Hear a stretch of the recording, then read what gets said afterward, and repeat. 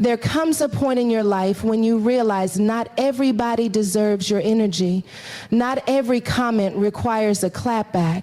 Not every storm needs your panic. Some of us are fighting battles that aren't even ours to begin with, carrying burdens God never assigned us to carry. And so today I came with a word for the ones who feel drained, distracted, and detoured. It's time to train yourself to be unbothered, not because you don't care, but because you finally learned what's worth your peace. See, the enemy doesn't always come with fire and fury. Sometimes he comes with little irritations, distractions, and delays designed to knock you off course. But when you are rooted in who you are, when your identity is not based on opinions but on God's promises, you can look that nonsense in the face and say, not today. Being unbothered doesn't mean you're numb. It means you're disciplined. It means you've matured beyond reaction and into revelation. So before we go any deeper, I need you to make a decision. Are you going to keep reacting to every little thing, or are you ready to rise above the noise? Because the level you're called to requires focus. It requires spiritual boundaries, and it absolutely requires that you stop shrinking just to survive. This is your season to reclaim your attention, protect your peace, and train your soul to stand still while God fights for you. Peace is a choice, not a circumstance. That truth will challenge everything you've ever believed about how life is supposed to feel. Because if we're honest, most of us are waiting on something to calm down before we calm down. We think we'll feel peace once the job comes through, once the relationship is fixed, once the money hits the account, or once the apology is finally given. But what if peace is not found on the other side of the problem? What if peace isn't a product of your environment, but a power from within? There's a kind of peace that doesn't make sense, not to the world, not even to yourself sometimes. It's the kind of peace the Bible calls peace that surpasses all understanding. That means it's not attached to logic, it's not tied to evidence, and it doesn't require external validation. It simply is. And you access it not by changing your situation, but by changing your posture within the situation. You train your mind to stop rehearsing chaos and start hosting calm. You make a decision to stand still even when everything around you is telling you to panic. That kind of peace is cultivated, not given. It's built in silence, nurtured in surrender, and activated through faith. Sometimes we confuse avoidance with peace. We think that if we ignore it, if we don't talk about it, if we numb it, that we found peace. But peace isn't silence that comes from denial. It's stillness that comes from clarity. It's when your spirit is anchored, not because everything is good, but because you know God is good. Peace is birthed when you shift your trust away from your own ability to control outcomes and lean into God's ability to carry you through them. That's a different kind of training. That's not emotional numbness. That's spiritual discipline. Some of us keep forfeiting our peace because we're addicted to performance. We think we have to do, fix, handle, and manage everything. We think our value is tied to how much we can hold. But sometimes peace means letting go. Sometimes peace means walking away. Sometimes peace means being misunderstood and not explaining yourself. You have to train your soul to stop chasing validation and start receiving revelation. Because if your peace is always dependent on people understanding you, agreeing with you, or applauding you, then you're not walking in peace. You're walking in fear of rejection, dressed up as excellence. Choosing peace is not weakness, it's power. It's you saying, I'm not going to let this chaos define me. It's you realizing that inner stillness is a weapon. You can't fight every battle on the outside if you're losing the war on the inside. A person who's trained in peace is dangerous to the enemy because they don't flinch. They don't overreact. They don't fall apart every time something shifts. They've learned how to carry storms without becoming one. That's what God is trying to teach you, not how to escape difficulty, but how to carry dignity in the middle of it. You have to be intentional with peace. You have to protect it like it's sacred, because it is. There are conversations you no longer entertain, not because you're arrogant, but because your peace is too expensive. There are environments you no longer stay in, not because you think you're better than anyone, but because your soul can't afford the noise. Peace is not passive, it's a boundary. And boundaries don't just protect what's inside, they expose what doesn't belong. When you start walking in peace, you'll start seeing what's been disturbing it all along. And you'll realize it was never about them. It was about you giving away something that was never theirs to take. We live in a world that teaches us to react. Someone posts a comment, we respond. Someone disappoints us, we spiral. Something unexpected happens and our whole day is ruined. But what if peace looked like staying rooted even when the winds start blowing? What if peace was not the absence of storms, but the ability to sleep through one like Jesus did on that boat? That kind of peace comes from knowing who's in control. It comes from building trust so deep that even when the surface shakes, your foundation stands firm. And trust me, God is not pacing in heaven worried about how this turns out. So if he's at peace, maybe you can be too. You'll know you're training yourself in peace when you stop needing to win every argument, when you no longer rush to prove your worth, when you feel the urge to respond, but you don't, because your maturity told your emotions to sit down. That's when you know you're evolving. That's when you know you've tapped into something the world can't take from you. When peace becomes your normal, dysfunction becomes uncomfortable. You no longer thrive in chaos because your spirit has been reconditioned for calm. And that calm is a signal that you've healed from something that used to keep you bound. Peace is a decision you make every morning before your feet even hit the floor. It's a mindset that says, whatever comes today, I choose not to let it live rent-free in my spirit. You stop allowing small things to trigger big emotions. You stop leaking your power into things that don't matter. You realize that not everything deserves your energy. Not every invitation requires a response, and not every battle needs a warrior. Some just need a walker, someone who keeps moving and refuses to be pulled into mess. That's training, that's growth, that's mastery of the soul. Some of the most powerful people you'll ever meet are not the loudest in the room. They're the ones who can sit in silence and still have authority. They don't need to convince anyone. They don't need to be seen. Their peace speaks for them. Because when you know who you are, when you know who sent you, when you know what you carry, you don't let noise dictate your narrative. You walk in peace, not because life is easy, but because your spirit is grounded. You've been through enough to know that panic doesn't produce progress. So instead of rushing, you rest. Instead of fighting, you focus. Instead of reacting, you release. Peace isn't just what you feel, it's what you become. It shapes your tone, your presence, your responses. People feel it before you speak it. It changes how you walk into rooms, how you exit toxic conversations, how you navigate loss and disappointment. Because you've trained yourself to be unbothered, not unaware, not indifferent, but steady. You've made peace your home. You don't visit it when things are good, you live in it even when things go left. And that right there is a spiritual flex the enemy cannot counterfeit. Everything doesn't deserve your reaction. That right there is freedom. Because when you finally understand the weight of your energy, you start to measure what's worth spending it on.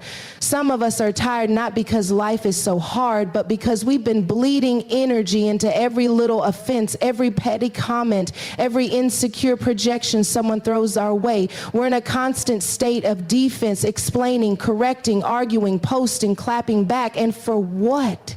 To prove a point? To protect our ego? At some point you have to ask yourself, what is this costing me? Because peace is expensive. And too many of us have been trading it for crumbs of validation You weren't built to attend every battle that shows up at your doorstep. Some of those battles are traps designed to distract, to drain, to delay your destiny. The enemy knows he can't stop you, so he settles for irritating you. He hopes you'll get so caught up in what they said, what they did, how they moved, that you lose sight of your mission. But this is where spiritual maturity kicks in. Because when you're growing, everything doesn't get your attention. You don't fight from insecurity, you fight from identity. And sometimes the greatest evidence of your growth is your refusal to react. There's a difference between being silent and being strategic. Being unbothered doesn't mean you're passive. It means you've developed discernment. You know how to weigh a situation and ask yourself, is this a seed or a setup? Is this an opportunity for me to grow or a trap to pull me out of character? Because let's be honest, some of the things we reacted to didn't deserve the energy we gave them. Some of the people we argued with were only loud because they sensed our light. Some of the situations we entertained were beneath the level we're called to operate in. If you react to everything, you give everything power over you. And not just emotional power. Spiritual, mental, even physical. Some of us are carrying anxiety in our chest because we don't know how to let things go. We rehearse every offense. We replay every conversation. We imagine what we should have said. We waste hours defending ourselves in rooms we're not even in. But God is calling you to a different level. He's saying, let them talk. Let them assume. Let them misunderstand. I will vindicate you in time. But that kind of trust takes discipline. It takes a deep understanding that silence is not weakness, it's wisdom. You've got to train your spirit to pause. That pause between the trigger and the reaction, that's where transformation happens.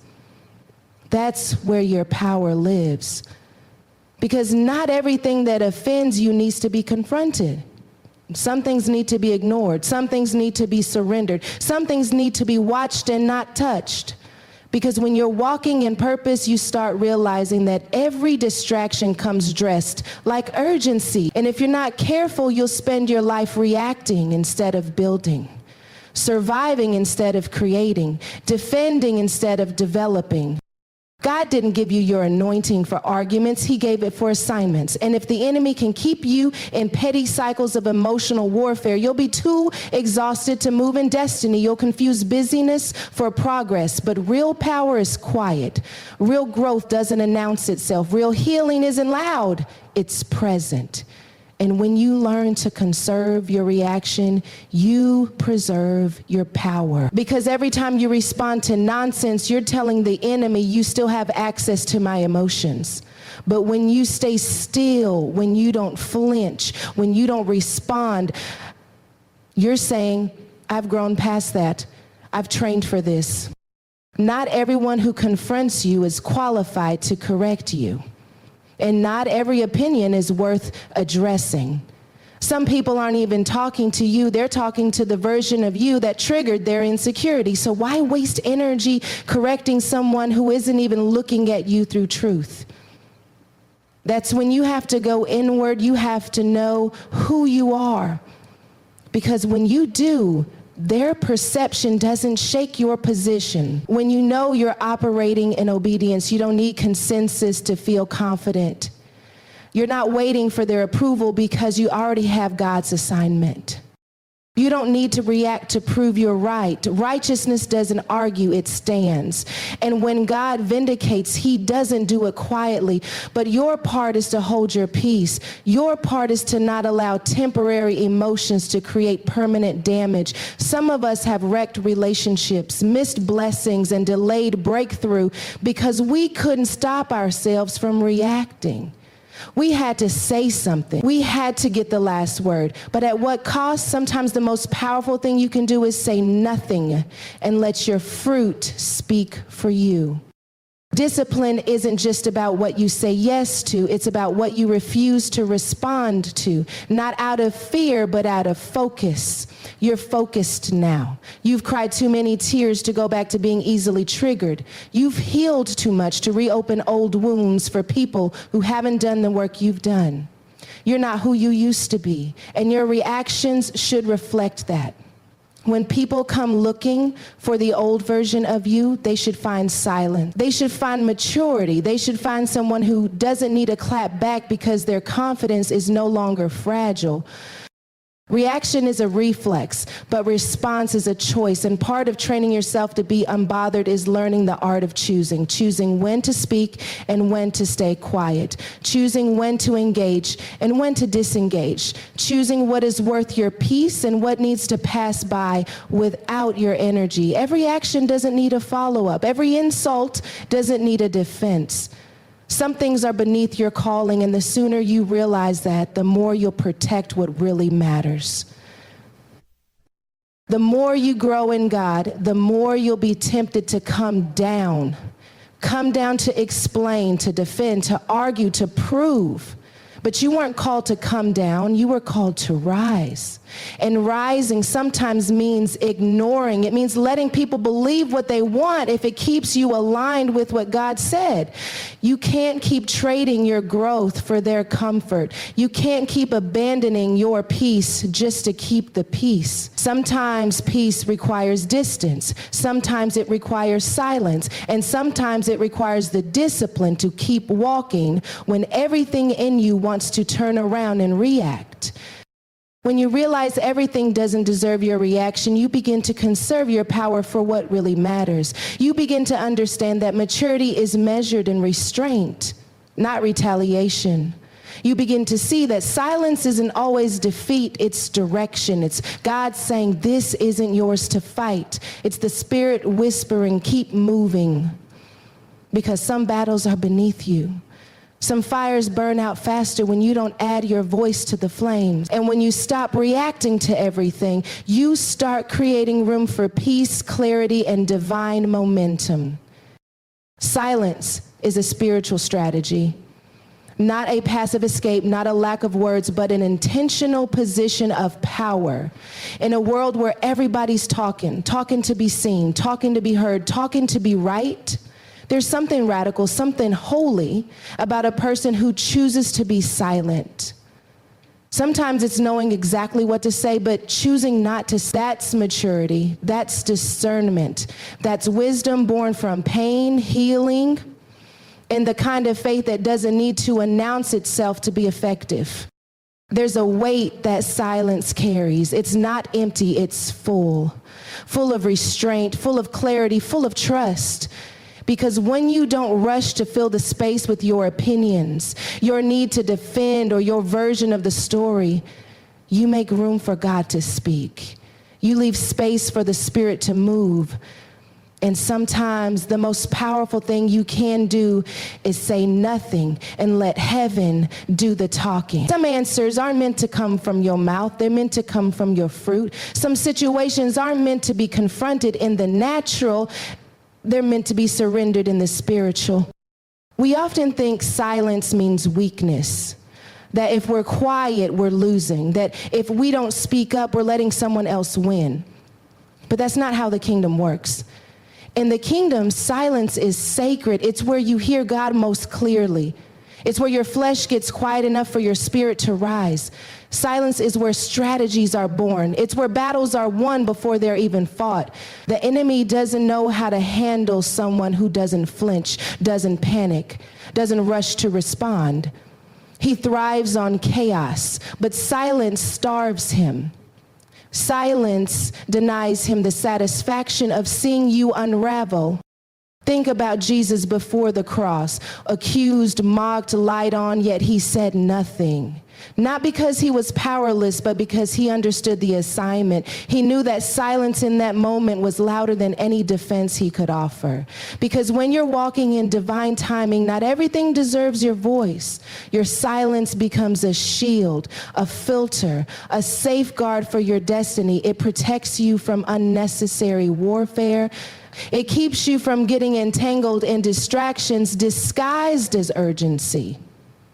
It trains your heart to trust that vindication doesn't always have to come through confrontation. There's a discipline in choosing when to speak and when to stay silent, and that choice becomes clearer the more you mature. When you're growing in God, you start to realize that not every insult requires a comeback. Not every misunderstanding needs to be corrected. Not every opinion needs to be addressed. Silence becomes your weapon, your response, your peacekeeper. It's not that you're afraid. It's that you've already won. You've already decided that your time, your energy, and your emotions are too valuable to waste on things that don't bear fruit. And silence gives you time to discern whether what's pulling on you is purpose or a trap. There's something powerful about being able to sit in silence with your thoughts and still be okay. To not need noise to feel safe, to not need validation to feel seen. That's a sign that you've trained your soul to be still, that you've done the inner work, that you no longer need the outside world to affirm what God already told you in secret. Silence becomes your sanctuary. It's where you process without pressure. It's where you release what doesn't belong. It's where you hear yourself think clearly enough to separate truth from trauma, reality from reaction, and vision from distraction. Many people confuse loudness with leadership, but true authority doesn't always have a microphone. Sometimes real power walks in the room and doesn't have to say a word. Silence has a presence. It commands respect. It reveals strength. When you don't react to everything, people start to take notice, not because you're passive, but because you've mastered yourself. That kind of mastery doesn't happen overnight. It happens in quiet spaces, in prayer closets, in moments where God teaches you to trust him more than your need to respond. Some of your greatest breakthroughs will come when you stop arguing and start listening. When you stop talking over the pain and start letting God minister to it. When you stop trying to fix everything with your words and start surrendering it with your stillness. There's a language the Spirit speaks in silence. It's where revelation lives. It's where instruction is downloaded. But if you're always talking, always moving, always reacting, you'll miss it. You'll miss the whisper because you were chasing the noise. Silence allows you to see clearly. It slows down your reactions so you can assess your reality. It gives you the upper hand in emotional warfare.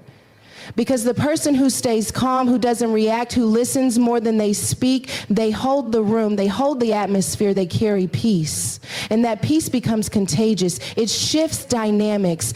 It disarms offense. It settles storms. That's the power of a quiet spirit. It doesn't just protect you, it transforms the environment around you. You don't always have to have the last word. You don't always have to explain yourself.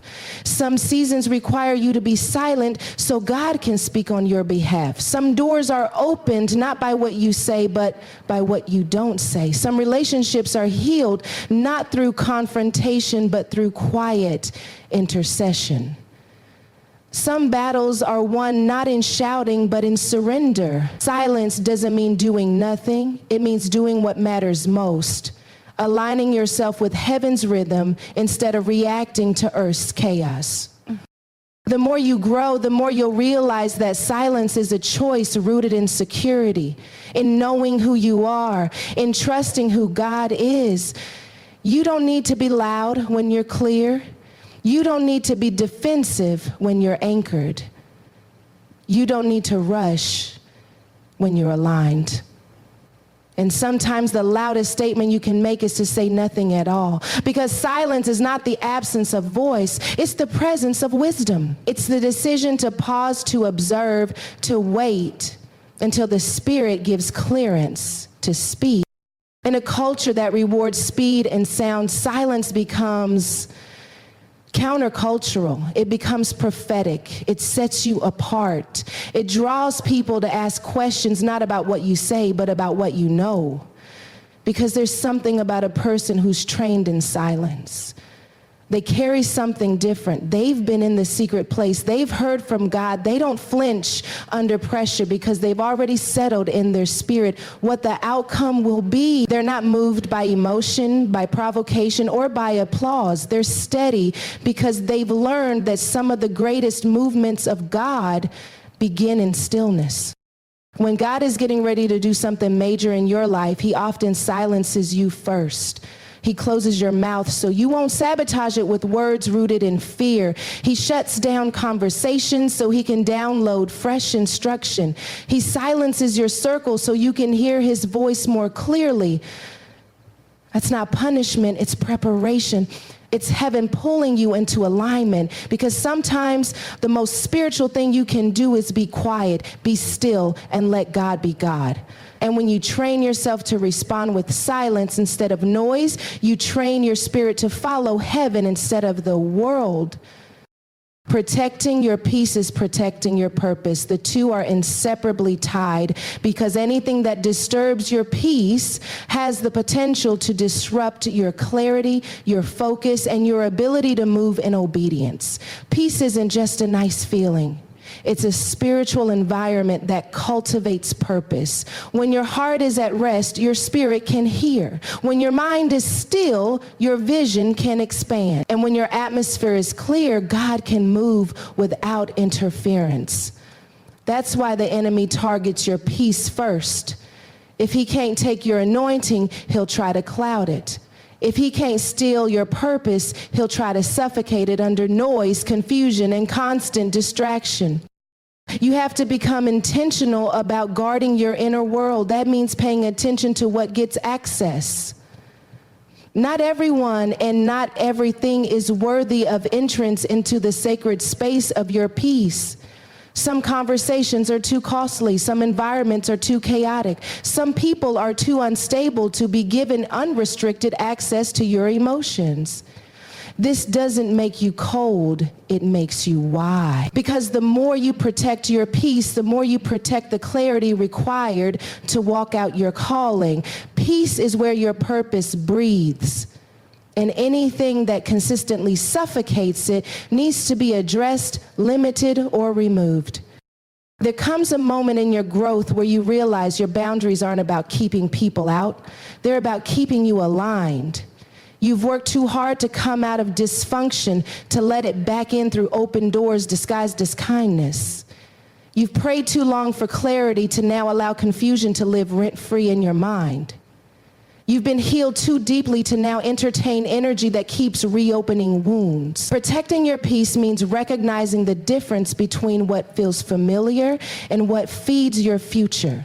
Just because you're used to it doesn't mean it's healthy. Just because it doesn't look dangerous doesn't mean it's safe for your soul. Peace is also about pace. You can't run at kingdom speed while carrying every unnecessary weight. Purpose requires rhythm. It requires discernment. It requires stillness in motion, a sensitivity to God's leading that is only possible when your spirit isn't constantly agitated. Some of us are busy but not productive, moving fast but not forward, doing a lot but going nowhere. That's what happens when you're pulled in 100 directions and none of them are submitted to peace. You say yes to too much, agree with too many voices, and try to be everything to everyone, and suddenly your purpose feels distant, heavy, and hard to reach. That's not alignment. That's exhaustion. Protecting your peace means being willing to disappoint people in order to stay obedient. Not everyone will understand your silence. Not everyone will support your no. Not everyone will applaud your decision to slow down, unplug, or disengage. But your purpose was never a group project. You weren't called to be understood. You were called to be effective. And effectiveness flows from a well-protected soul. That means sometimes you have to step back. Sometimes you have to walk away. Sometimes you have to prioritize what's going on in you over what people expect from you. Because your assignment can't afford your burnout. There's a divine boldness that rises when you decide your peace matters. It gives you clarity to walk away from cycles that no longer serve you. It gives you strength to say no without apology. It gives you wisdom to recognize when something isn't right, even if it looks good on paper. Peace isn't just a passive state, it's an active decision. Every day you wake up and decide what energy you're going to allow, what conversations you're going to entertain, and what atmosphere you're going to create. That's spiritual warfare too. Not every battle is fought with swords. Some are won with silence, discernment, and distant. You cannot pour from an anxious place. You cannot serve effectively from a burnt out space. You cannot hear God clearly when your mind is cluttered. That's why protecting your peace isn't selfish, it's stewardship. You're stewarding your mental space, your emotional stability, and your spiritual sensitivity. When your peace is intact, your decisions are wiser, your relationships are healthier, your creativity flows, your discernment sharpens. But when your peace is under attack, everything becomes cloudy. You second guess your calling, you tolerate things you shouldn't, you react instead of respond. And that's how the enemy gains ground. Not by taking your purpose, but by weakening your peace until you start questioning your own voice. People will sometimes expect you to be available at the cost of your well-being. They'll expect you to carry things God never asked you to pick up. But protecting your peace means giving yourself permission to prioritize your assignment over their assumptions. It means drawing lines and not feeling guilty about it. It means knowing the difference between being led by the Spirit and being pulled by pressure. You were never meant to be a savior. You were called to obey. And sometimes obedience looks like rest. Sometimes it looks like quiet. Sometimes it looks like keeping your phone on do not disturb. While heaven resets your perspective, there are times when God will pull you into isolation, not to punish you, but to protect your peace while he prepares your next. Isolation is not always loneliness. Sometimes it's insulation. He's wrapping you in his presence so that the voices of others don't drown out what he's trying to reveal. That's why protecting your peace sometimes means protecting your space. It means guarding your ear gates, your eye gates, your time and your heart. You can't expose your spirit to everything and expect to hear God clearly. You have to be selective about your intake if you're serious about walking in divine output. Peace also gives you power over provocation. When you're anchored in peace, you're no longer reactive. You don't take the bait.